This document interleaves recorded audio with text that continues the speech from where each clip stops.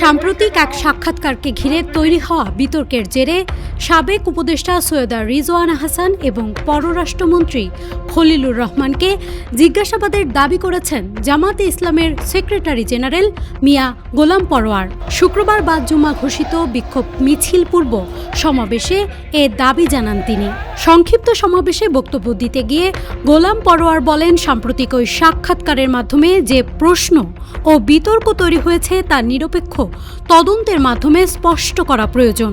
তিনি দাবি করেন, দেশের জনগণ জানতে চায় নির্বাচনী প্রক্রিয়ায় কোনো ধরনের ইঞ্জিনিয়ারিং হয়েছে কিনা। সেই শক্তির একটা পার্ট, সেই শক্তির একটা পার্ট যদি বিরোধী দল হয়েও থাকে, আমার এবং আপনার কাজ হবে তাদের রাজনীতির যেটুকুন অংশ নারীবাদের, নারীর ক্ষমতায়নের, নারীর সমান অংশগ্রহণের বিরুদ্ধে সেইটুকুন নিয়ে কাজ করা। কখনো যেন এই জাতীয় শক্তি মেইন স্ট্রিম না হতে পারে, আমরা সেই কাজটা করতে পেরেছি, তাদেরকে আমরা মেইন স্ট্রিম হতে দেই নাই। একই সাথে সাবেক উপদেষ্টা খলিলুর রহমানকে পররাষ্ট্রমন্ত্রী বানানো নিয়েও সরকারের প্রতি প্রশ্ন তোলেন মিয়া গোলাম পরোয়ার। তিনি বলেন, যে উপদেষ্টাকে পদত্যাগের দাবি করেছিল বিএনপি, তাকে কিসের বিনিময়ে মন্ত্রিসভায় জায়গা দিল?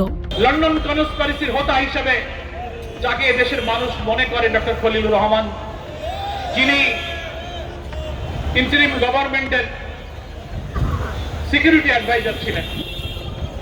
বাংলাদেশের অন্তর্বর্তীকালীন নির্দলীয় সরকারগুলোর একটা ট্রেডিশন আছে, একটা প্রথা, একটা ঐতিহ্য, একটা রেওয়াজ আছে যে যারা নির্দলীয় সরকারের কোনো প্রতিষ্ঠা থাকেন, একেবারে ইমিডিয়েট তার পরের নির্বাচিত কোনো সরকারে কোনো পলিটিক্যাল গভর্নমেন্টের তারা সাধারণত যোগদান করেন না। আজকে ক্ষমতাসীন সরকারি দল নির্বাচনের আগে বিএনপির অনেক সিনিয়র নেতারা আপনার বিরুদ্ধে অনেক বক্তব্য রেখেছে। তবে ইতোমধ্যেই বিভিন্ন গণমাধ্যমে সাবেক উপদেষ্টা সৈয়দা রিজওয়ানা হাসান দাবি করেছেন তার বক্তব্য ভুলভাবে ব্যাখ্যা করা হয়েছে। সাইফ আহমেদ সাদের তথ্য ও চিত্রে ডেস্ক রিপোর্ট।